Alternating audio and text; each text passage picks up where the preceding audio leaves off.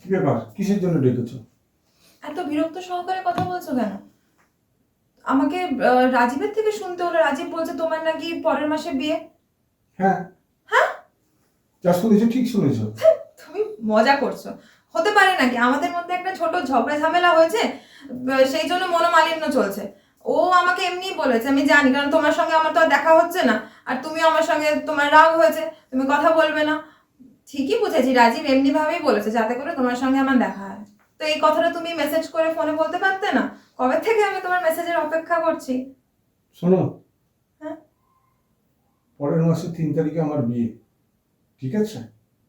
তুমি আমার পথের কাঁটা ছিলে, বিদেয়ী হও আমার লাইফ থেকে। তোমার সঙ্গে দীর্ঘদিন সম্পর্ক রাখা সম্ভব ছিল না আমার পক্ষে। মিথ্যে কথা বলছো বলে? এমনি বলছো?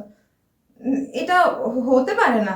কি কি বলছো তুমি? আমাদের 7 বছরের সম্পর্ক, তুমি বলেছিলে এই বছরের শেষে আমাদের বিয়ে হবে। এখন তুমি অন্য কাউকে কি করে, এই তুমি শোনো 3 মাসের শোনো, মতো। শোনো শোনো শোনো, এই ন্যাকামো কথা ছাড়ো। তোমাকে আমি সিরিয়াস কথা বলছি, যেটা নিয়ে তুমি মজা করছো। বললাম তো 3 তারিখে বিয়ে আমার। তুমি পথের কাঁটা ছিলে, সরে যাও আমার লাইফ থেকে। যত এরকম কি করে তুমি বলতে পারো বলো? আ- আমার দিক থেকে কোনো ভুল হয়ে গেলে আমি তোমার কাছে ক্ষমা চাইছি। কি কি আমার মধ্যে কি কি কমে আছে বলো? কি ভুল করেছি তুমি বলে দাও ঠিক করে, আমাদের মধ্যে সব মিটমাট হয়ে যাবে, কোনো কোনো অসুবিধা থাকবে না। 7 বছর ধরে আমি তোমার সাথে প্রেম করেছি। আমার আমার মা বাবা অনেক বারণ করেছিল তোমার সঙ্গে সম্পর্ক না রাখতে, কিন্তু আমি কখনোই তাদের কথা শুনিনি।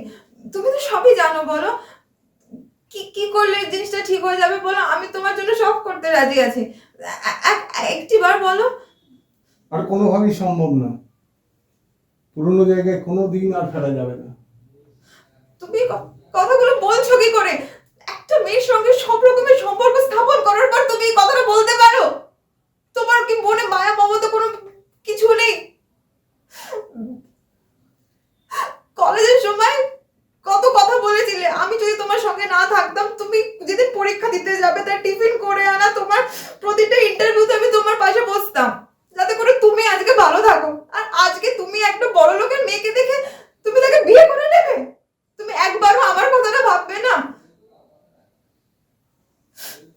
প্লিজ একবার ভেবে দেখো।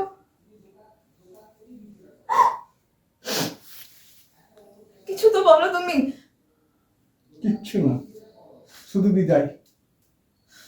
তুমি দেখে নিও, তুমি আজকে আমাকে যে কষ্টটা দিয়েছো, একদিন ঈশ্বর তোমাকে সেই কষ্টটা দেবে, তুমি কীট পতঙ্গের মতো মরবে।